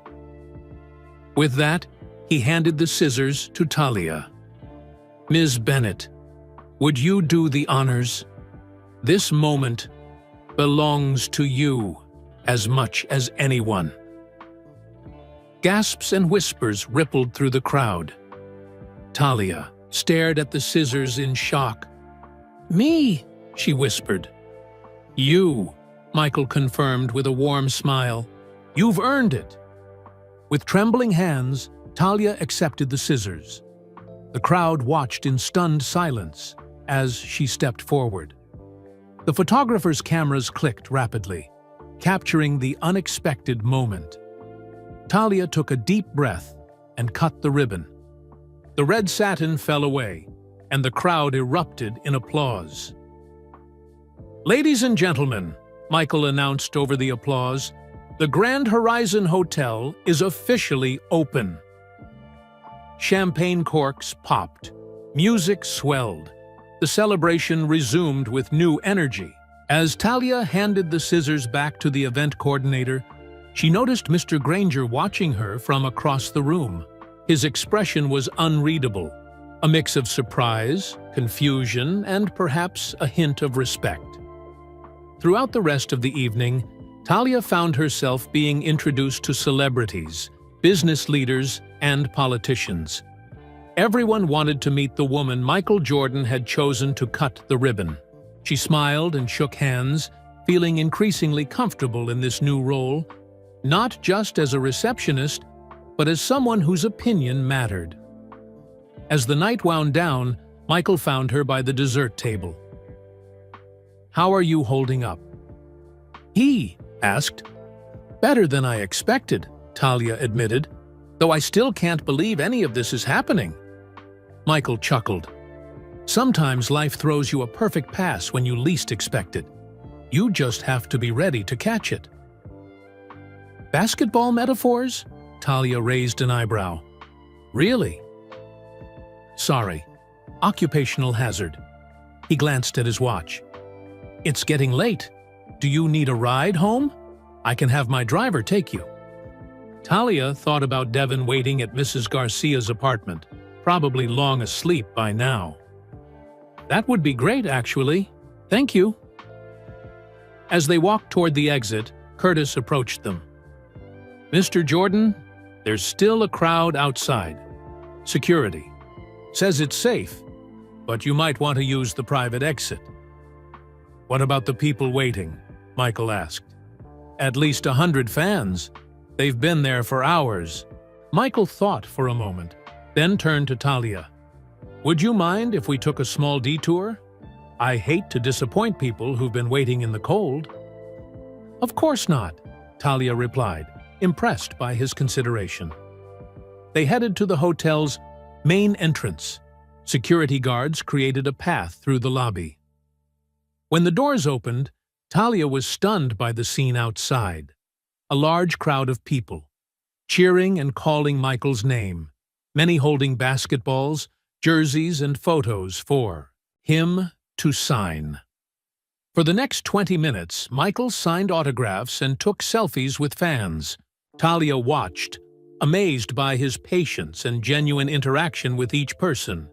These weren't wealthy VIPs or business partners, just ordinary people who admired him. And he treated them with the same respect he'd shown to the mayor or the high hotel investors. Finally, they made their way to a waiting black SUV with tinted windows. Once inside the quiet vehicle, Talia let out a long breath. "That was amazing," she said. "You didn't have to do that." "Yes, I did," Michael replied simply. "Those people matter too." As the car pulled away from the hotel, Talia gazed back at the gleaming building.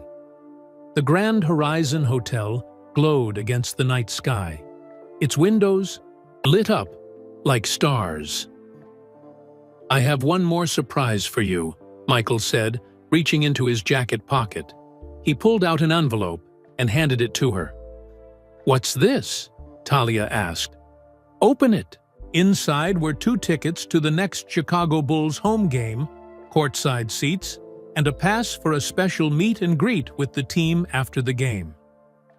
"For you and your son," Michael explained. "Curtis mentioned he's a basketball fan." Tati's eyes filled with tears. After everything that had happened today, this simple, thoughtful gesture for Devon touched her heart the most. "Thank you," she whispered. "He's going to be so excited." "It's the least I can do," Michael said. "After all, if it weren't for you putting me in room 7112, I might never have seen what needed to change at the Grand Horizon." As the car carried them through the snowy Chicago streets, Talia realized something important. What had seemed like a catastrophic mistake this morning had revealed the true character of everyone involved.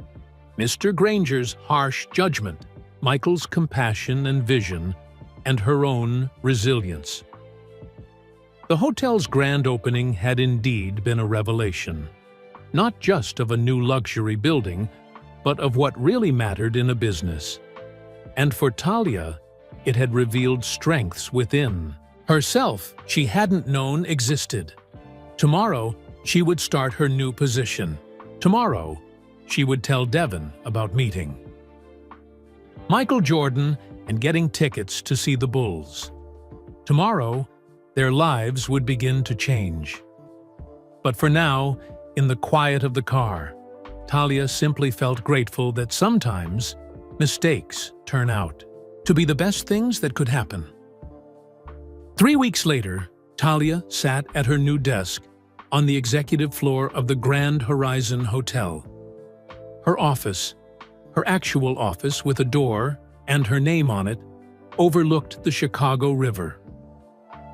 The morning sunlight sparkled on the water, making the ice crystals glitter like diamonds. She opened her laptop and reviewed the agenda for today's meeting. As the head of guest experience, she'd spent the past weeks developing new training programs for the staff. Her ideas were simple but powerful. Treat every guest with respect, solve problems quickly, and most importantly, listen to what people actually wanted instead of assuming. A knock on her door interrupted her thoughts. "Come in," she called. The door opened to reveal Mr. Granger.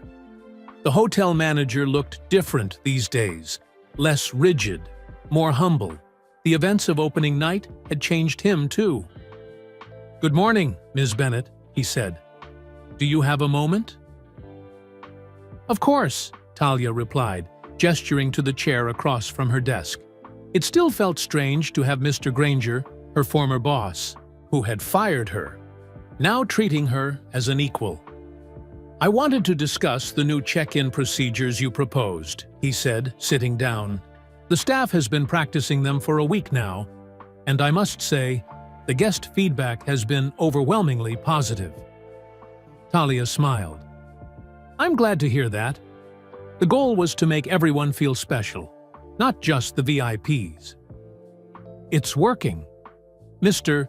Granger cleared his throat. I also wanted to say, to say again that I'm sorry for how I treated you that first day. It was unfair and unprofessional. Thank you, Talia said simply. They'd had this conversation before, but she appreciated that he was still working to make amends. After Mr. Granger left, Talia turned back to the window, thinking about how much had changed in such a short time. Her new salary had allowed her to move to a safer neighborhood, closer to Devon's school. Her son now had his own bedroom for the first time in years, decorated with Chicago Bulls posters and a signed basketball from the team. The memory of taking Devon to that Bulls game still made her smile. His face when he realized they had courtside seats. His excitement when Michael Jordan himself came to greet them during halftime. The way the players had treated him like a VIP during the meet and greet after the game. It had been a perfect day. Her phone buzzed with a text message from Leo, who was still working at the front desk. The mystery guest just checked in, room 7112. Operation Undercover Boss is a go. Talia grinned. After her experience, she'd suggested a new program. Once a month, a trained evaluator would check in as a regular guest and report back on their experience. The staff knew. These mystery guests existed, but never knew exactly when they would arrive or who they would be. It kept everyone on their toes in the best possible way. Her phone rang, the special ringtone she'd assigned to Michael Jordan. Even after 3 weeks, it still felt surreal that she could just call or text one of the most famous athletes in the world, and he would answer. Good morning, Talia. Michael's deep voice came through the speaker. How's everything at the Grand Horizon today? Running smoothly, she reported. The mystery guest program is in full swing, and Mr. Granger just stopped by to tell me the new check-in procedures are getting great feedback. Perfect. And how's Devon?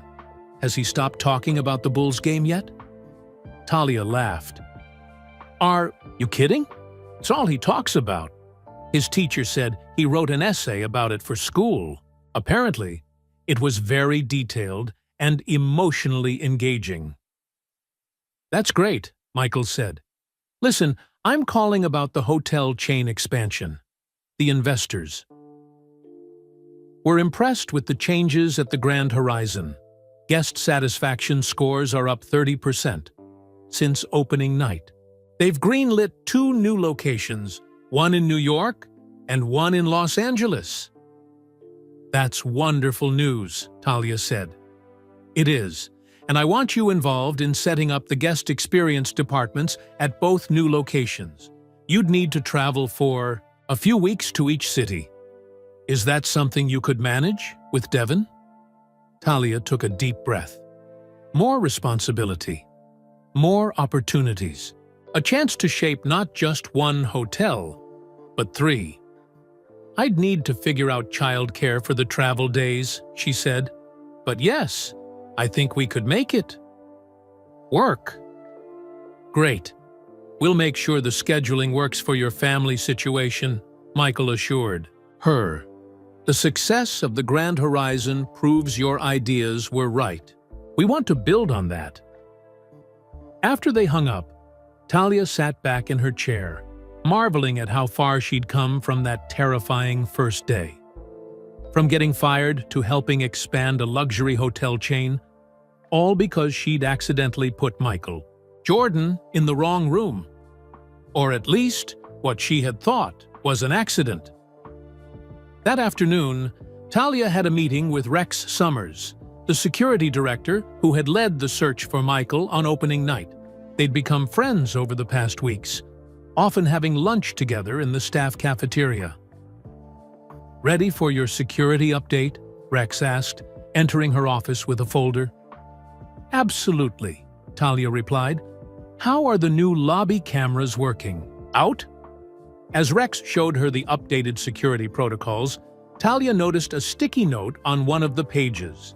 It had a date on it, the date of the hotel's opening. "What's this?" she asked, pointing to the note. Rex smiled. "That's the date of your famous check-in incident with Mr. Jordan. I kept it as a reminder." Talia studied the note. "You know, there's something I still don't fully understand about that day. If Michael had his assistant change the reservation to put him in room 712, why did everyone panic when he wasn't in the penthouse? Wouldn't Curtis have told the staff about the change?" Rex gave her a curious look. "That's a good question. I've wondered about that myself. And why would Michael test his own hotel on the busiest, most stressful day possible? Wouldn't it make more sense to do that kind of evaluation on a normal day?" Rex leaned forward, lowering his voice. "Between you and me, I think there might be more to the story. Something neither of us knows yet." Talia nodded slowly. "I've had the same feeling, like there's one more piece to the puzzle." As Rex left her office, Talia couldn't shake the feeling that the full truth about opening night was still waiting to be revealed. Maybe someday she would discover what really happened. Why Michael Jordan had really checked into room 7112, and why that simple event had changed her life so completely. For now, though, she had work to do, a hotel to improve, a future to build, and a story to tell. Devon, when she got home. About how sometimes the biggest mistakes turn out not to be mistakes at all, but doorways to possibilities you never imagined. 6 months later, Talia stood at the back of the Grand Horizons ballroom, watching the hotel's first employee appreciation gala with pride. The room sparkled with decorations, and staff members from all departments, housekeeping, maintenance, kitchen, front desk, were dressed in their finest clothes, enjoying a night where they were the honored guests instead of the servers. "Quite a change from opening night, isn't it?" Michael Jordan said, appearing beside her. Talia smiled. "Night and day. Everyone's actually having fun this time." In the 6 months since she'd accidentally checked Michael Jordan into room 7112, the Grand Horizon had become one of the top-rated hotels in Chicago. The guest experience program she'd developed had been featured in hospitality magazines, and the new locations in New York and Los Angeles were already under construction. "Are you ready for your speech?" Michael asked. Talia nodded, though her stomach fluttered with nerves. "As ready as I'll ever be." "You'll be great," he assured her. "Just speak from the heart, like you always do." The hotel's new manager, Mr. Granger, had been transferred to a smaller property after the opening night fiasco, stepped up to the microphone, and called for everyone's attention. "Ladies and gentlemen, please welcome our guest experience director and the inspiration behind tonight's celebration, Ms. Talia Bennett." Applause filled the room as Talia made her way to the stage. She looked out at the sea of faces. People she now knew by name, people whose lives had improved because of the changes she'd helped implement. Higher wages, better schedules, more recognition for their hard work. "Thank you all for coming tonight," she began. "When I started at the Grand Horizon 6 months ago, I was just looking for a job. What I found instead was a home and a family." She spoke about the importance of every staff member, how the success of the hotel depended, not on fancy amenities but on the people who created genuine connections with guests. As she neared the end of her speech, she saw Michael nodding encouragingly from the back of the room. "And finally," Talia said, I want to thank the person who made all of this possible through what seemed like a simple mistake that turned out to be the best thing that ever happened to me. Mr. Michael Jordan." She gestured toward Michael, who stepped forward to enthusiastic applause. He joined her on stage and took the microphone. "Thank you, Talia," he said, "but actually, there's something I need to share with all of you tonight. Something only a few people know." Talia looked at him curiously. This wasn't part of the planned program. Michael turned to address the room. 6 months ago, on the night we opened this hotel, a story began that has now become legend among our staff. The story of how our guest experience director accidentally put me in a standard room instead of the penthouse suite. Murmurs and chuckles rippled through the audience. For months, I've let people believe that I changed the reservation myself as a test, to experience the hotel as a regular guest would, Michael continued. That's the story I told Talia. That's the story we've all accepted. He paused, looking directly at Talia. But that's not exactly what happened. Talia felt her heart beat faster. The lingering questions she'd had about that night suddenly seemed very important. "The truth is," Michael said, his voice carrying clearly through the silent ballroom, "there was no mistake at all." Gasps and whispers filled the room. Talia stared at Michael, confused. "The reservation system worked perfectly," he explained.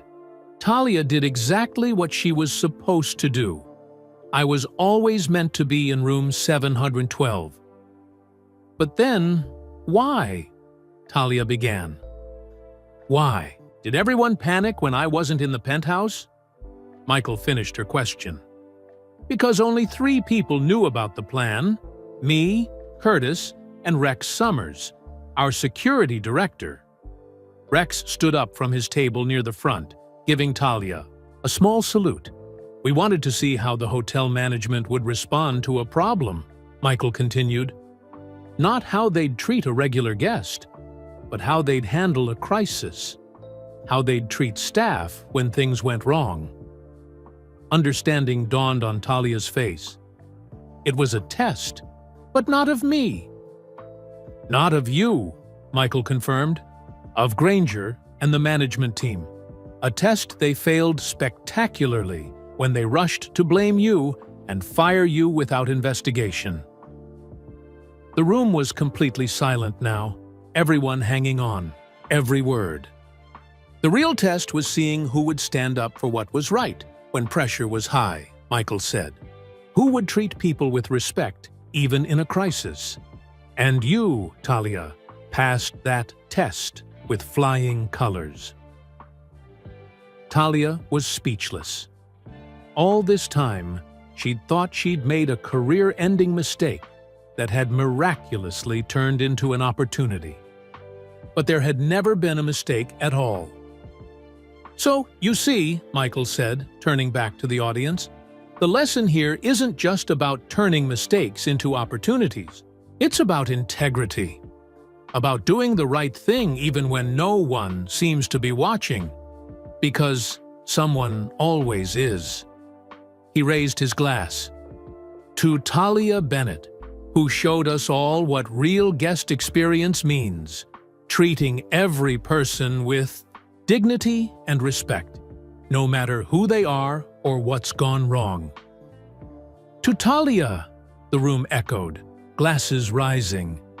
As the applause washed over her, Talia felt tears in her eyes. The final puzzle piece had clicked into place. The story she'd been living for 6 months wasn't about a fortunate mistake. It was about being the kind of person who did the right thing naturally, without having to think about it. That night, as she tucked Devin into bed, he asked for his favorite bedtime story, the tale of how his mom had put Michael Jordan in the wrong hotel room. "Actually," Talia said, sitting on the edge of his bed, "I have a new ending to that story. It turns out it wasn't a mistake after all." "Really?" Devon's eyes widened. Then what was it? Talia smiled. It was a test. A test to find someone special. Someone who would do the right thing even when it was hard. And you passed the test, Devon said sleepily. I did, Talia agreed, kissing his forehead. But the funny thing is, I didn't even know I was being tested. I was just being myself. As she turned out the light and closed his door, Talia thought about how differently her life might have turned out if she hadn't been herself that day, if she hadn't treated the man in the baseball cap and sunglasses with the same respect she showed to everyone. Sometimes the biggest tests in life aren't the ones you prepare for. They're the moments when you think no one is watching, the moments that reveal who you truly are. Thanks for joining us for this heartwarming story about Michael Jordan and Talia. Where are you listening from today? Drop your location in the comments below. We love connecting with listeners from around the world. If you enjoyed this tale about how mistakes can sometimes be unexpected doorways to amazing opportunities, please hit that like button and subscribe to our channel. Your support helps us continue spreading stories of kindness and second chances. And if you're looking for another uplifting story that will brighten your day, click on the video appearing on your screen right now. Until next time, remember that sometimes our biggest mistakes can lead to our greatest blessings.